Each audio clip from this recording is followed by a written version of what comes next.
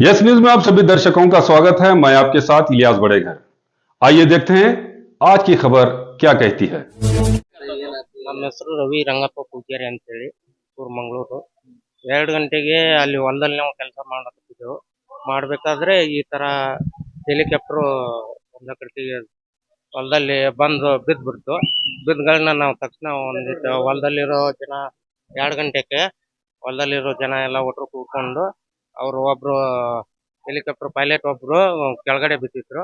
ಬಿದ್ದ ತಕ್ಷಣ ಅವ್ರನ್ನ ತಕೊಂಡು ಮತ್ತ ತಿರ್ಗಾ ಹಂಗೆ ಕಾರ್ನಲ್ಲಿ ಕರ್ಕೊಂಡ್ ಬಂದೆವು ತಕ್ಷಣ. ಸರ್ ಏನದ ಮೋಸ್ಟ್ಲಿ ಅವ್ರು ಮಾತಾಡೋ ಪ್ರಕಾರ ಏನೋ ಇಂಜನ್ ಪ್ರಾಬ್ಲಮ್ ಅಂತ ಹೇಳ್ತಾರೆ.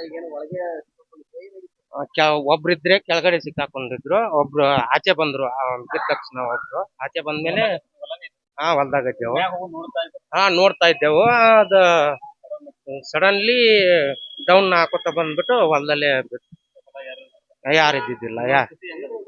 ಅವ್ರಿಗೆ ಏನಿಲ್ಲ, ಇಬ್ರಿಗೆ ಏನ ಕಂಫರ್ಟಬಲ್ ಇದ್ದಾರೆ. ಹಂಗೇನು ಸ್ವಲ್ಪ ಕ್ರ್ಯಾಚಸ್ ಆಗಿದೆ. ನಾವು ಹೊಲದಲ್ಲಿ ಕೆಲಸ ಮಾಡ್ತೇವೆ.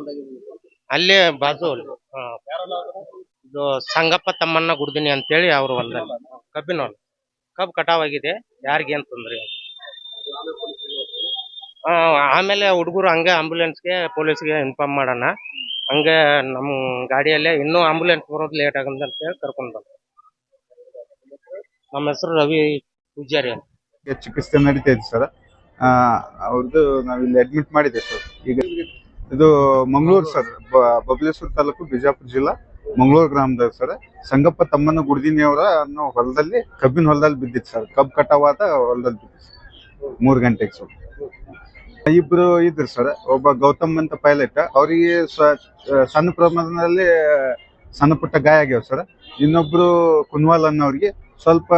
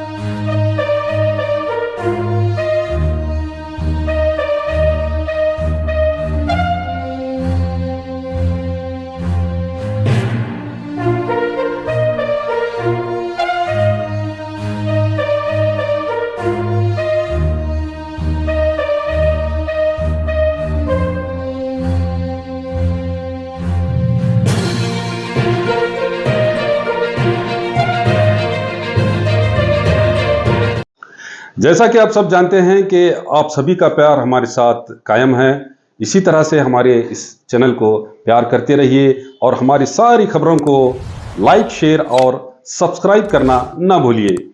हमारा यही मकसद है कि आपको हर खबर जो है, जैसा है वैसा ही आपको हम दिखाते रहेंगे, ना किसी का पक्ष लेंगे, ना किसी के विरोध में जाएंगे। हमारे कदम सच के साथ।